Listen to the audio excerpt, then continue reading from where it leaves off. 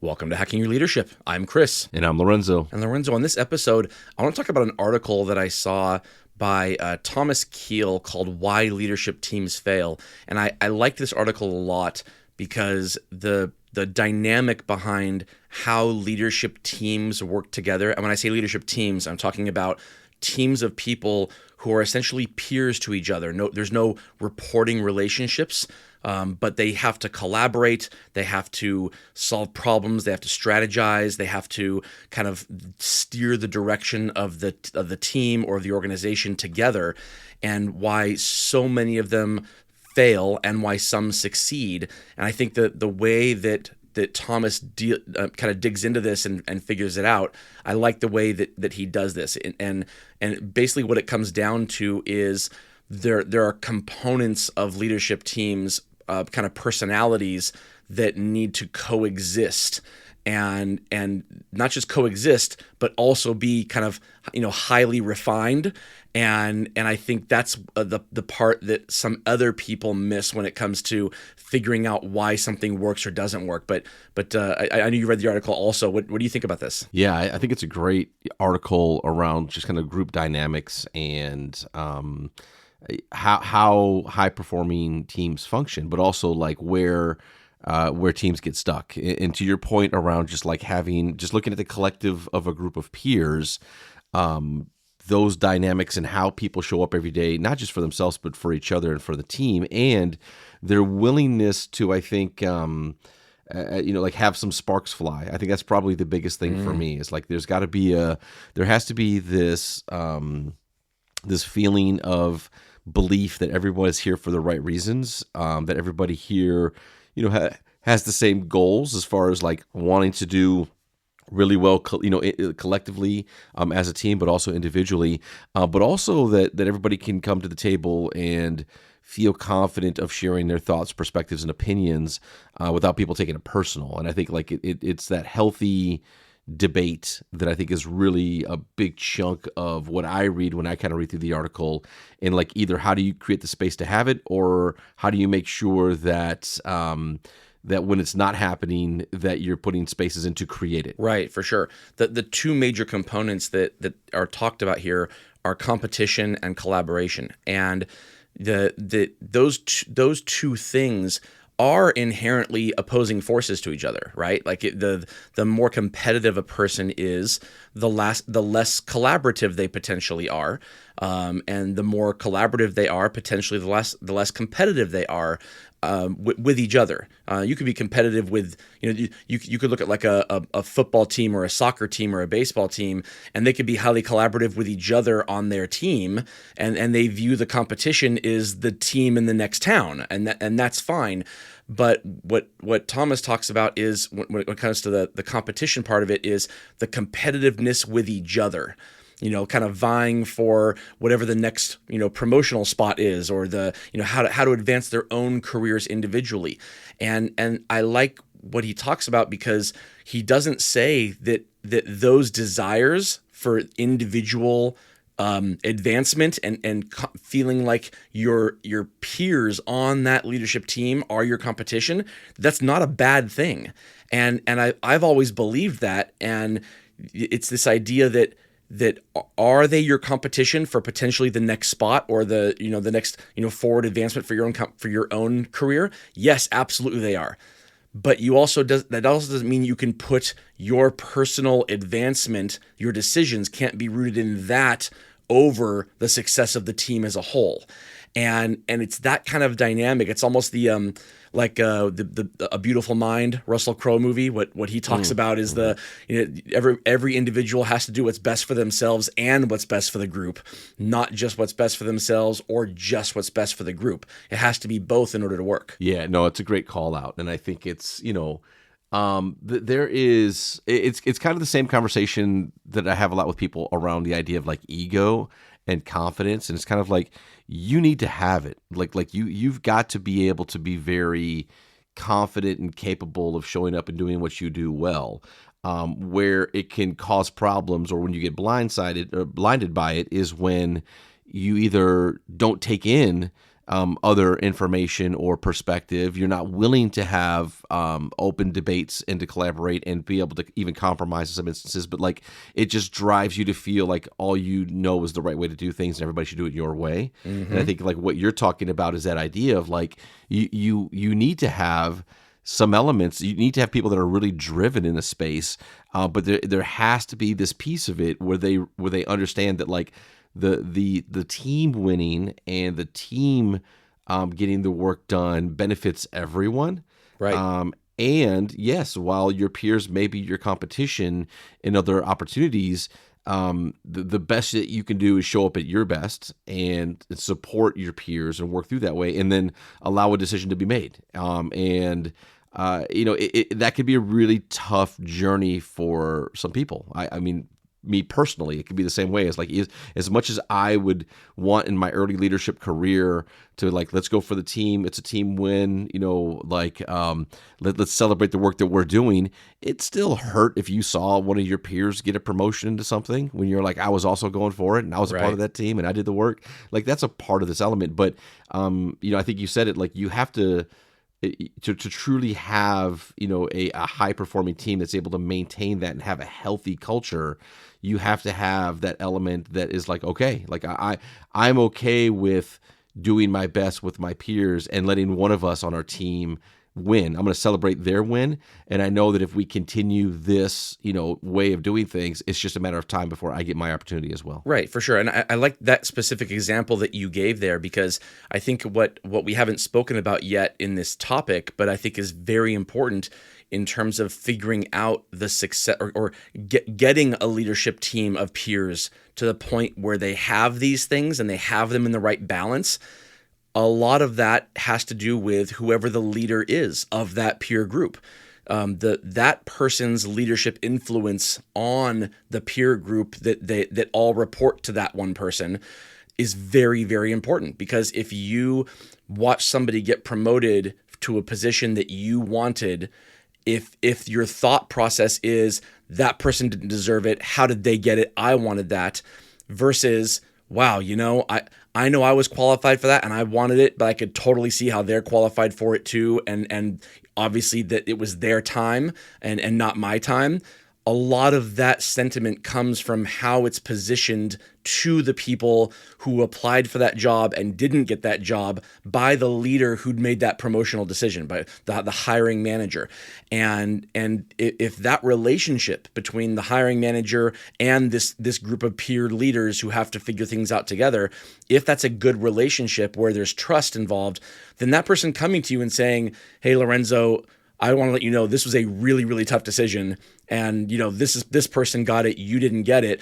But that doesn't mean I don't think you were ready. It doesn't mean that I don't think you deserve it. It just means that at this point in time, it was their turn for it because of other dynamics at play. But you definitely, I want you to put your name in the next time this comes up, and I support you for this.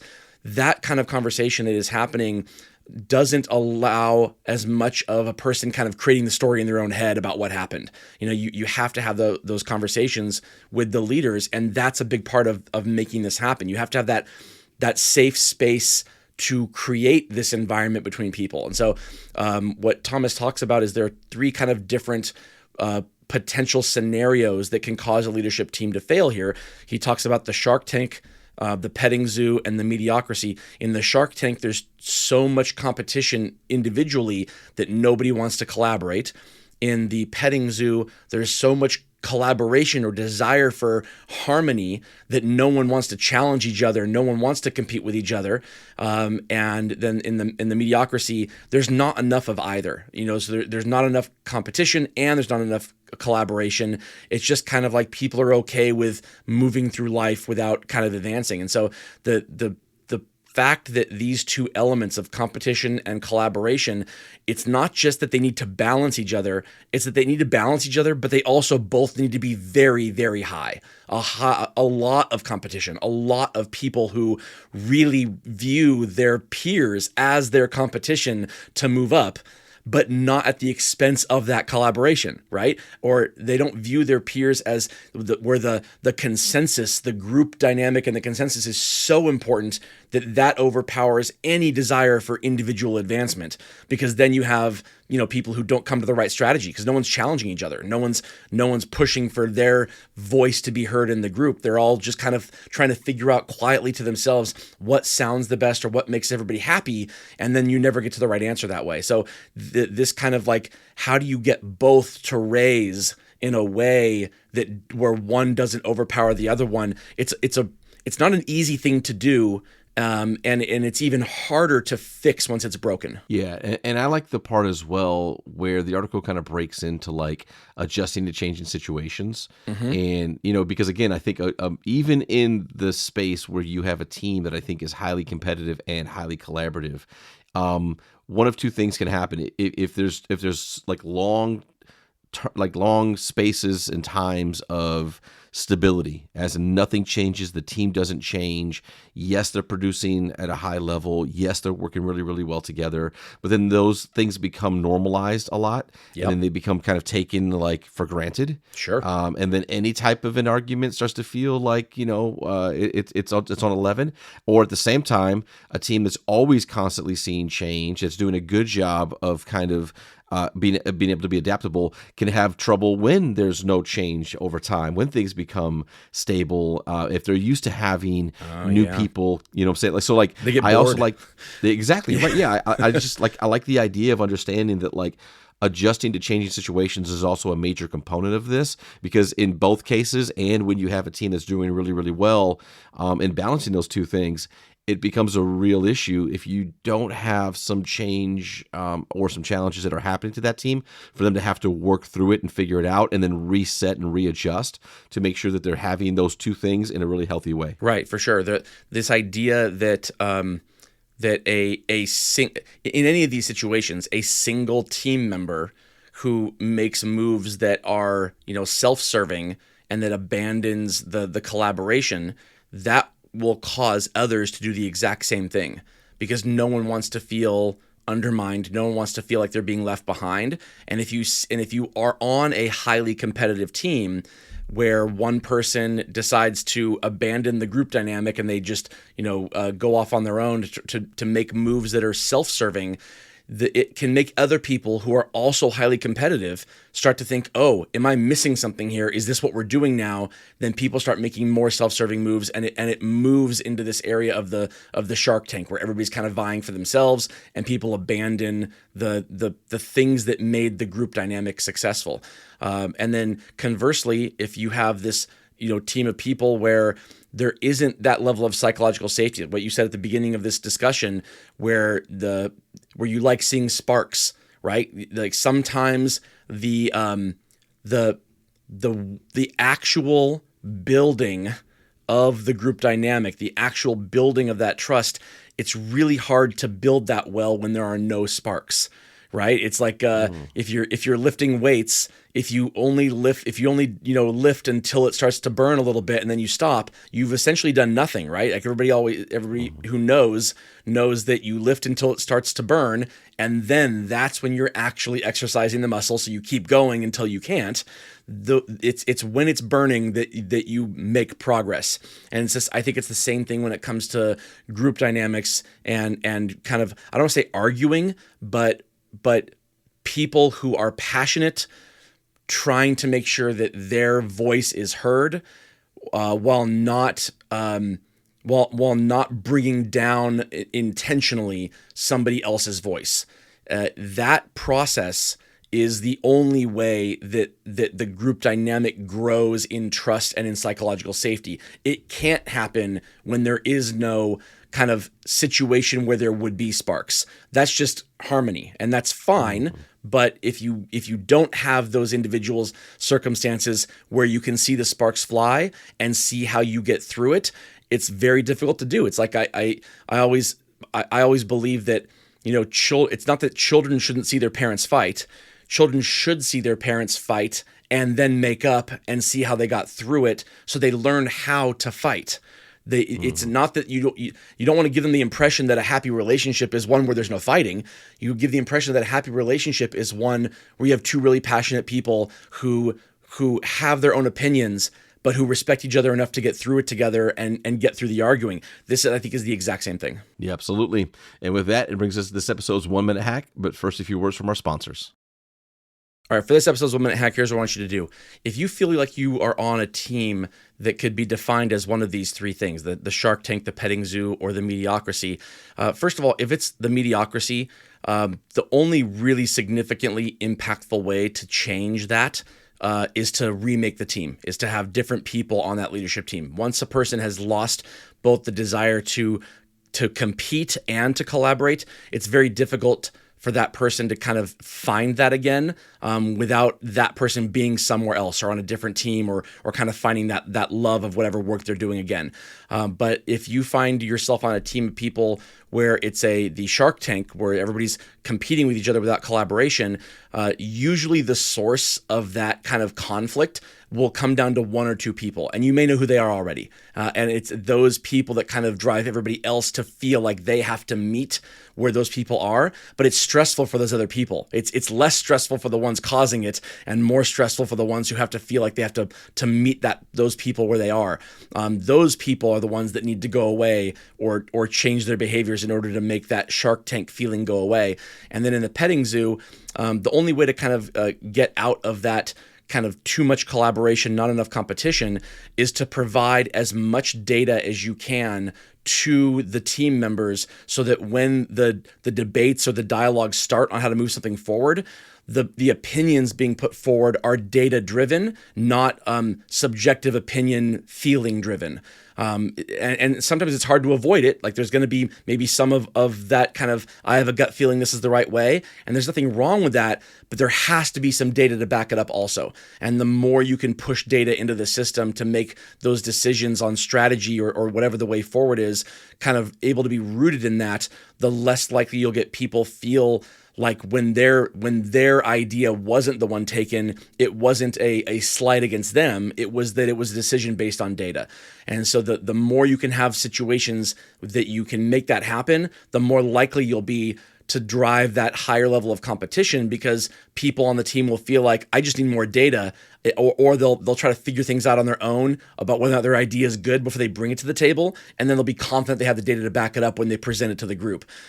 These things do take time, but they can happen if you're committed to doing it. Yeah, no, I think it's such an important thing, that the commitment piece, because again, like I think that when it comes to leading people and leading personalities, there's a lot of times that people naturally will tend to go one way or the other. And then as you start to have people work together, they will figure out how to work better together. But that element of being committed as a leader and realizing that, even, as I said earlier, even when you have repetitive behaviors over time, or even you have things going really good for a while, there's an element of it that you have to constantly stay looking at, which is, people change over time for good reasons, for bad reasons, for whatever reasons. But like, there's always change, there's always evolution, there's always a different thing. You said it kind of earlier, like people get comfortable, or it becomes easy, or they get bored, or whatever the case is. As a leader, continuing to stay committed to kind of constantly checking on the team, constantly looking at the team that you're on, constantly making sure you're checking yourself, like that's going to be really critical to maintaining the right balance over time. And then also realizing that sometimes you have to lean one way and then back to the other way again. Sometimes you need to get the team amped up and really competitive on getting something done. And sometimes you need to move more into the collaborative element where, getting the team to work together is a little bit more important than moving quickly, maybe on an outcome or on a strategy. For sure. And, the last thing I'll say about this is that if you are a member of a team like this, where you're worried about this happening, then you need to have a partner in whoever the team leader is.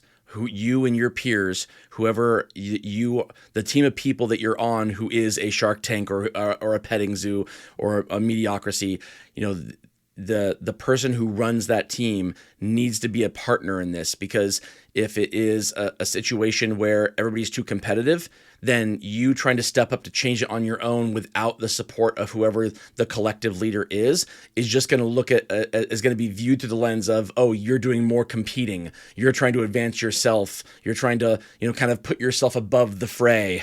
But without that, but with that collaboration with your leader, it can be a lot more effective. And the same thing when there's too much collaboration. When there's too much collaboration, you trying to insert a little bit more competition, you're going to get people who just sit there saying nothing because there's not that level of psychological safety. And then you'll feel like you're moving things forward, but you'll end up being undermined behind your back by those other people who are not comfortable with the way that you're pushing things. You need to, again, have the leader involved in kind of making this happen. It's very difficult to change these things from within if your role is a pure role to everybody else on the team.